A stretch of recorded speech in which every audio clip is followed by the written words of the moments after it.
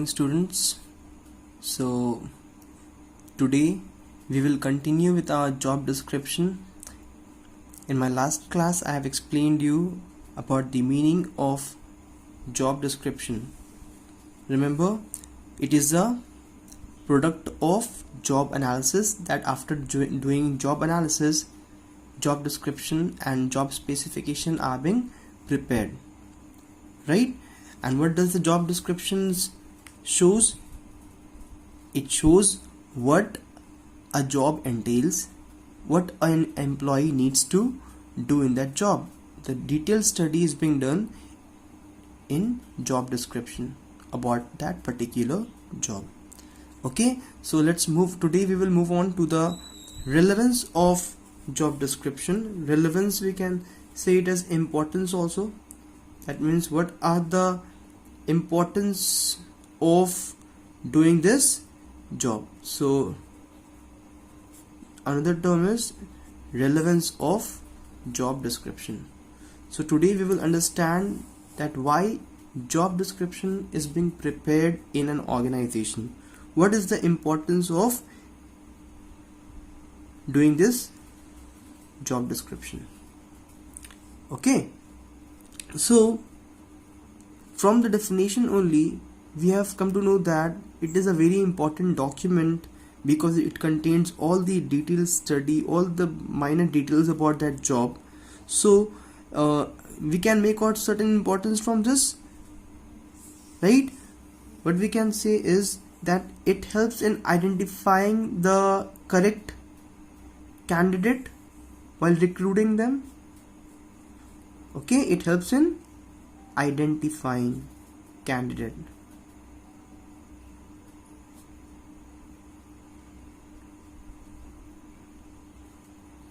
That which candidate is required to do a particular job. A job description shows that these things are to be done in that job. So on the basis of what is required in the job, you will identify a correct employee for that position. Okay, so it helps in identifying a correct candidate while recruiting them. So it also helps in creating that position of that job. You will identifying that candidate and then you are placing that employee. So it helps in the placement of that employee in that job. So you know that this employee is capable of doing this job because he has got that qualification as per the need of that job. So you will place that employee in that particular job. The job description also helps in grading all the jobs because there are so many jobs in an organization. So it helps in grading the job, classifying them. So on the basis of the work which is to be done in a job, the salary can be set. The more difficult a job, the more dangerous a job is, the more will be the salary. The more the job which require decision making, the salary is more for that job. Okay, so job description describe the job, what does it contain, and on the basis of that we can grade all the jobs. We can grade them on the basis of the work to be done. So a proper salary can be fixed for that job. It also helps in orientation of new employee. When a new employee comes to an organization, then they needs to be introduced to the organization. They needs to be informed what are the duties they need to do, what does the employer expect of that new employee. Okay, how will their performance get measured. Okay, so they are getting familiar with the organization and the job. So this job description also helps in the orientation of that new employee. Then if he has been working for a long period of time in that organization, then it also helps in the promotion it also helps in the promotion of that employee. The employee will think, how far will I go, how senior will I be, what will I do for that. Okay, once he knows what is to be done in that job. Okay, the job description also helps in finding out the grievances of the employees, the duty which an employee is doing, whether he is having any problems. So if he is having any problems, then their grievances will get solved. Okay, so by studying the job description, their problems can be identified. Their duties and while doing their duties and responsibilities, they must be encountering some problems, some grievances which needs to be solved. This also can be get identified. By doing this job description, you can also identify accidents, that this job is very risky, it is very harmful to the employee, accident may occur while doing this job. Okay, so all these things can be identified only by reading what is to be done in that job, what does that job entails. So this job description will explain all these things. These are the importance of understanding. If there is no job description, then these things will not get identified. Okay, a job description also shows an employee what is his authority, what is the limit of his authority, how much power does he have in that job, in that position. Okay, the work measurement is also being done by doing this job description. How much you are expecting from your employee, how much he should produce, what is your expectation from that employee. All these can be measured by doing the job description. Without this job description, these things are not possible. Okay, one more thing I want to say about this job description, that in an organization, for one job, more than one job description can be made. Okay, for one job, more than one job description can be made. Okay, one will be a little brief and the other job description will be a little detailed one. And the question may arise in your mind, sir, for one job, why there are two job description? One is brief and one is a little detailed one. The reason is that while you are hiring, while you are recruiting an employee, you may use a brief version of job description.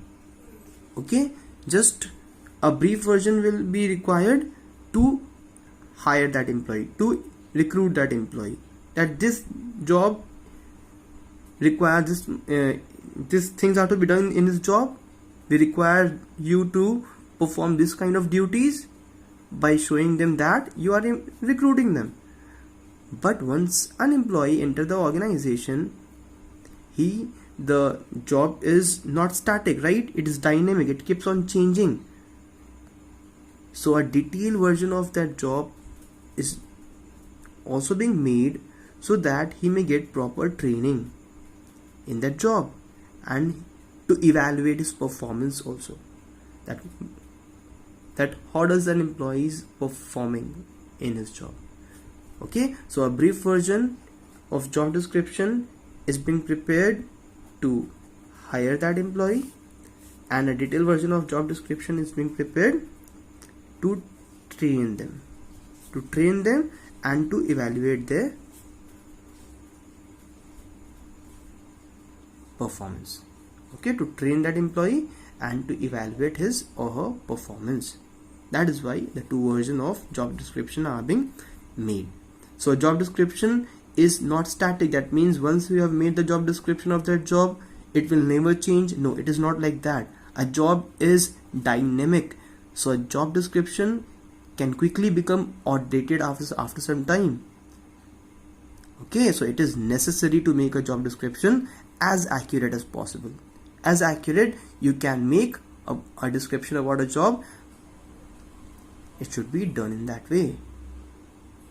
The human resource management should make a proper job description, an accurate one.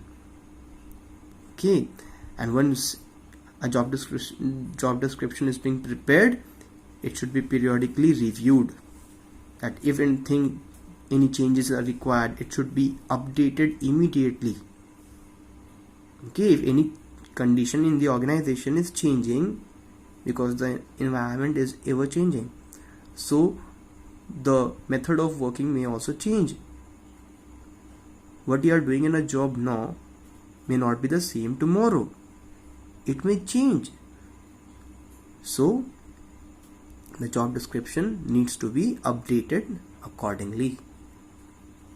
Clear? So now let's move on to the differences of those two terms which we have already discussed. That is the differences. Sorry. Differences between what? Job analysis, which we have done previously, and this term which we have now understood, job description. Okay, so on few bases we differentiate them. One is on the basis of their meaning. This can be the basis for distinction. That job analysis, what was the meaning of job analysis? If you remember, the job analysis is a study of what the job, a formal or detailed study about the job, that what does an employee needs to do, that's it. But job description is more describing, more detailed description about the job, about the content of the job, the name, the position, what you need to do, or the minor detail about that job is being given in the job description. But in job analysis, it is just a formal and a detailed study about that job. Okay, the second basis is the purpose, why they need to be prepared. What is the purpose for doing job analysis? It serves as the basis for various human resource function. That human resource department, when they function, the job analysis helps the human resource department to function properly. That is the purpose. The purpose of doing job analysis is to help the human resource department to function properly. And what is the purpose of doing job description? Its purpose is to guide during placement, that the manager gets a guidance that where they needs to place the employee, how they should do the orientation of that employee, when the employee needs the training. Okay, by seeing the job description, all the answer to these questions can be make out.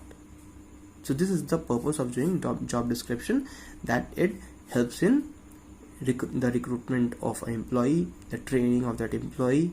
All these things can be answered by doing the job description. The next basis is the nature.